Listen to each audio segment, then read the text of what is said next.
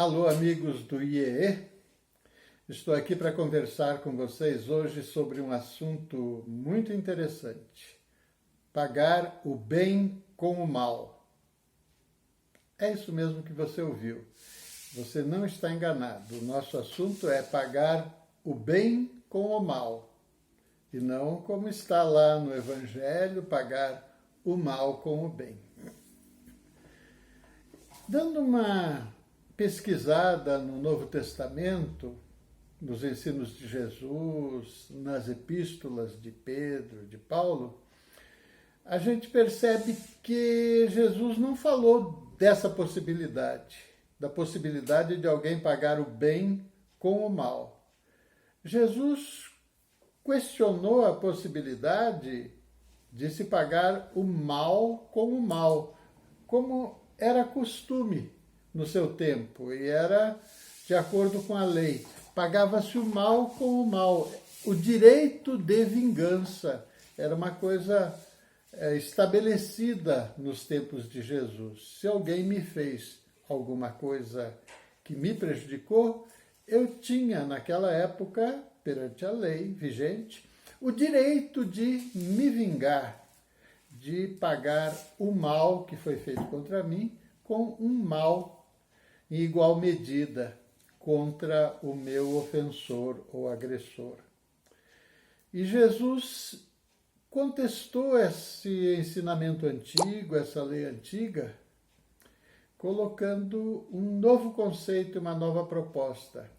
Deveis pagar o mal com o bem, fazer o bem para aquele que vos prejudicou. Então, amar os inimigos, o perdão das ofensas, a quem te bateu na face direita, oferece a outra face. Em muitas ocasiões, Jesus fala de perdão, de retribuir o mal com o bem. Os apóstolos, nas suas epístolas, também vão nessa mesma direção. E aqui se coloca, então, uma outra possibilidade. Retribuir o bem com o mal, que é a famosa ingratidão. A pessoa que recebe um benefício e retribui com uma ofensa, com uma agressão, causando prejuízo, de alguma forma causando algum dano àquela pessoa de quem ela recebeu um benefício. Esses assuntos são tratados no Evangelho segundo o Espiritismo, especificamente em 3 capítulos. O capítulo 10º, Bem-aventurados os misericordiosos, que tem lá um item específico que é: Pai, perdoai para que Deus também vos perdoe. No capítulo 13 do Evangelho segundo o Espiritismo, não saiba a mão esquerda o que dê a mão direita, tem um item que fala dos benefícios pagos com a ingratidão. Aí sim, pela primeira vez eu encontrei uma menção específica a essa questão do como acontece isso de um benefício ser pago com ingratidão. Mas o assunto é analisado do ponto de vista da pessoa que sofre a ingratidão, e a pergunta é: essa pessoa que desiste de fazer o bem porque sofreu ingratidão, então a pessoa era uma pessoa caridosa, a pessoa que agia corretamente, fazia o bem aos outros, aí ela teve um episódio, ou 2, ou vários, de ingratidão, e por ser alvo de ingratidão, ela desiste da caridade. E ela passa, então, a não fazer mais o bem aos outros porque ela sofreu ingratidão. E no capítulo fica muito claro o seguinte: quando você faz o bem a outrem, você está fazendo o bem a você mesmo. Se você desiste de fazer o bem aos outros, você vai sofrer prejuízo com isso. Quem perde é você, porque o que você se beneficia pelo bem praticado, pelo bem desinteressado. E o espírito que comenta o assunto trata da seguinte forma: se a pessoa que fez um ato bom se desencanta porque recebeu ingratidão, isso é uma manifestação de orgulho e de vaidade, de egoísmo, porque ela fez esperando retribuição e ela fez porque o seu orgulho pessoal se envaideceria de receber em troca a atitude de humilhação, de aceitação e de agradecimento. Então essa não é, segundo o Evangelho, segundo o Espiritismo, a verdadeira caridade. A verdadeira caridade é aquela desinteressada. Então, temos aí a questão da ingratidão do ponto de vista da pessoa que sofre ingratidão. Também, no capítulo 14, honrai vosso pai e a vossa mãe, tem um trecho específico que fala da ingratidão dos filhos e os laços de família.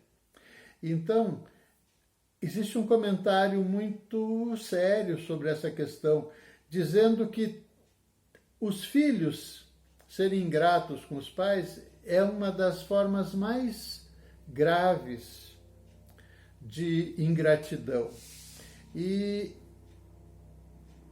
coloca coisas muito interessantes. Primeiro, que os pais que lidam com filhos ingratos estão também eles aprendendo uma lição e cumprindo uma tarefa importante. Por quê? Porque se o filho é alguém que ainda está num estágio de moralidade pessoal, que não é capaz de ser generoso na sua retribuição, é alguém que precisa aprender, que precisa evoluir. E os pais, agindo de forma positiva, envolvendo esse filho em todo o envolvimento amoroso de que são capazes, estão contribuindo para o aprendizado desse espírito, contribuindo para o seu desenvolvimento moral e espiritual. E que, mesmo que esse resultado não seja colhido no curto prazo, ele será colhido a longo prazo. Mesmo que esse filho ou essa filha não seja capaz de reconhecer tudo o que recebeu dos pais naquela encarnação, naquele momento, num futuro, ou nessa encarnação ainda, ou na erraticidade, esse espírito vai tomar consciência do seu equívoco e vai, então, assimilar esses aprendizados. A outra coisa que é colocada nesse capítulo, e que é bem interessante, é o seguinte: causas anteriores. Muitas vezes o filho inadaptado, o filho desajustado, o filho ingrato, né? É aquele espírito que no passado, numa outra encarnação, foi de algum modo prejudicado por aquele pai, por aquela mãe, por aqueles irmãos. Talvez tenha sido por eles desencaminhado moralmente. Aí, esses espíritos se reencontram na erraticidade, fazem um plano de reconciliação, um programa para se reconciliarem. Talvez os pais, programando se redimirem perante a sua antiga vítima. Uma vez reencarnados, talvez esse filho seja um espírito que não consegue perdoar, que está muito apegado ainda a uma mágoa, a um ressentimento antigo. Então vai ser difícil, o relacionamento vai ter conflito. De qualquer maneira, está se fazendo um progresso, de qualquer maneira está havendo um desenvolvimento, a evolução está acontecendo, aqueles espíritos estão se reconciliando de algum modo. Então, isso é ingratidão dos filhos e os laços de família. Mas, agora, transcendendo a nossa bibliografia de referência, eu queria conversar um pouco sobre o Tribunal da Consciência. Analisar a questão da ingratidão, não do ponto de vista da pessoa que sofre a ingratidão do outro, mas do ponto de vista do ingrato, do ponto de vista daquela pessoa que, tendo recebido só o bem, retribui com o mal, paga o bem com o mal. Nós vivemos numa sociedade onde estamos em constante relação de troca. Troca com o coletivo e trocas individualizadas. Aquele que retribui o mal com o mal, o vingador, ele ainda se justifica de algum modo. Você pode dizer que essa justificativa é questionável, é egoísta, mas o vingador, aquele que está se vingando, ele, de algum modo, se justifica, pensando, ele me prejudicou, ele me fez um mal, então eu tenho o direito de me vingar. Jesus disse que não, mas a pessoa ainda tem uma justificativa. E aquele outro que recebeu o bem, que só foi favorecido, como ele se justifica perante a sua própria consciência para agir daquela forma? Qual o peso consciencial dessa linha de conduta para aquele indivíduo que, recebendo o bem, retribui com o mal? E de que maneira o mal? O mal por não agradecer, por ter uma atitude vaidosa, orgulhosa perante o outro, ou o mal por uma agressão, ou o mal por agir desonestamente, causando ainda prejuízo ao outro, tirando proveito do outro, se aproveitando de uma situação. Existem muitas maneiras de retribuir o bem com o mal.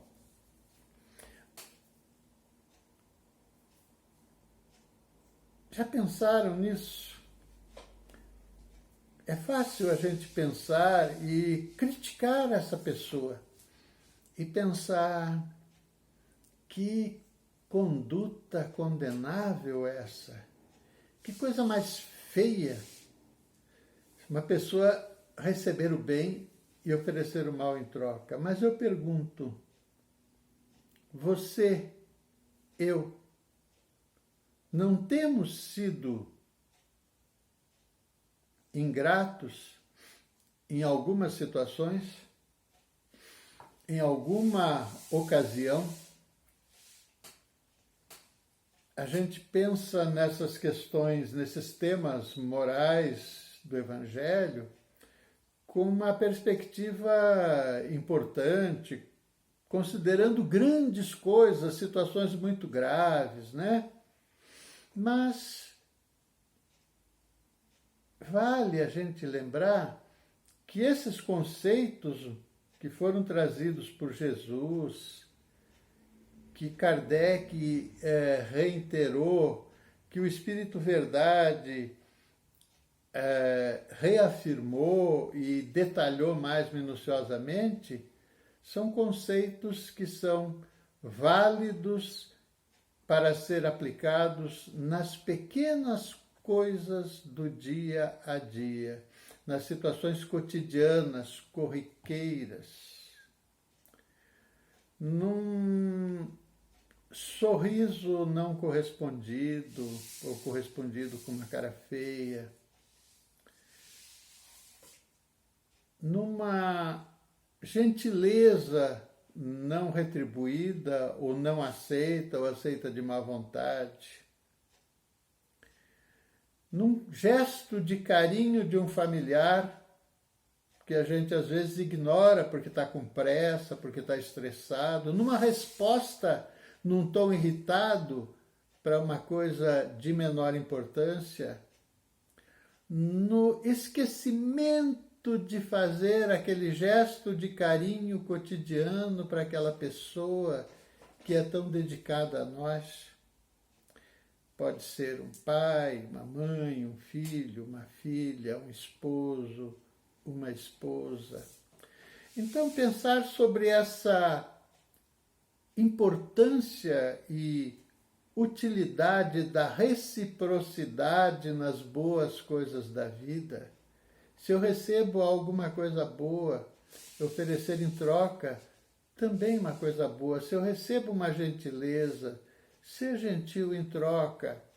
Por mais que eu tenha diferenças de opinião com aquela pessoa, por mais que eu seja palmeirense e a pessoa seja corintiana, afinal de contas,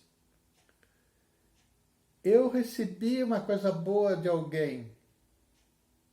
É dever moral fazer o possível para retribuir. Ou se eu não tiver condições de retribuir, deixar de fazer o mal ou alguma coisa desagradável para aquela pessoa. Aí tem o seguinte: os relacionamentos cotidianos precisam de manutenção. Nas relações familiares ou nas relações de amizade ou de vizinhança, nós estabelecemos uma história de longo prazo. Passam-se anos, décadas, e a gente vai estar exposto ao relacionamento com aquelas pessoas. Se nós não cuidarmos da manutenção do relacionamento, nós vamos permitir que esse relacionamento se deteriore até que ele enferruje. Então é muito importante a gente cuidar de manutenção. O relacionamento precisa de manutenção. E o que é manutenção no relacionamento? Uma simpatia permanente, um gesto cotidiano de atenção, uma palavra, um apoio, por pequeno que seja, numa situação qualquer do dia a dia. Conversar com aquela pessoa para alinhar perspectiva de futuro. Enfim, são as possibilidades que nós temos de dar manutenção para que aquela relação continue bem azeitada, continue aquecida, continue em clima bem favorável. Agora, isso no ambiente familiar ou na nossa vida de vizinhança. Mas e na vida profissional? Onde é que entra no nosso Tribunal da Consciência a importância de retribuir o bem com o bem e não com o mal? Na ética, nos negócios, na reciprocidade com relação a colaboradores, fornecedores, clientes, parceiros, porque, mas a empresa visa lucro. Sim, a empresa visa lucro, tanto agora como no futuro. A empresa quer ter resultados no curto prazo e também no longo prazo. E como que a empresa se garante com relação ao resultado de longo prazo? Estabelecendo relações sólidas com bases consistentes com todos os stakeholders do seu negócio.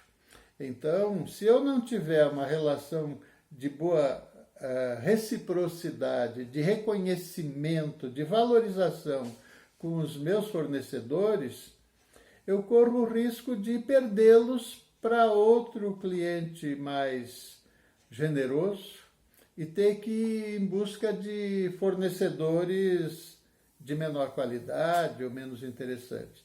Se eu não valorizo os meus clientes, se eu procuro explorar os meus clientes em vez de dar a eles em justa partida por aquilo que eles estão me remunerando, também eu corro o risco de perder os meus clientes para a concorrência. E os meus colaboradores internos, os meus clientes internos, se eu não os valorizo, se eu não me comprometo com eles, que grau de comprometimento eu espero ter da parte dos meus funcionários? A mesma forma com um sócio, com um parceiro de negócios e mesmo com os meus concorrentes. Se eu pratico concorrência predatória, se eu prejudico os meus concorrentes, se eu ajo de maneira a fazê-los perder mercado para eu me beneficiar com isso, de uma maneira antiética, o que eu estou fazendo? Eu estou oferecendo o mal. O que eu vou esperar deles? Então, se eu quero o melhor do outro, eu preciso oferecer o melhor de mim. Se eu recebo alguma coisa boa de alguém, eu preciso ter eticamente o compromisso íntimo de retribuir oferecendo o melhor que eu posso. Eu costumo dizer que todos nós somos devedores sociais. Todos nós já crescemos tendo uma dívida com a sociedade. Nós nascemos completamente indefesos. Não teríamos sobrevivido se alguém não nos tivesse nutrido, agasalhado, limpado, cuidado, acalentado, protegido. Nós não teríamos desenvolvido o nosso intelecto se alguém não nos tivesse ensinado as coisas, se nós não tivéssemos sido instruídos, orientados, encaminhados por pais, parentes, professores. Na nossa iniciação na vida adulta, na vida profissional, nós tivemos alguém que nos orientou, que nos encaminhou, tivemos mentores na nossa atividade profissional. Se eu sou um trabalhador profissional contratado, eu tive alguém que me abriu portas.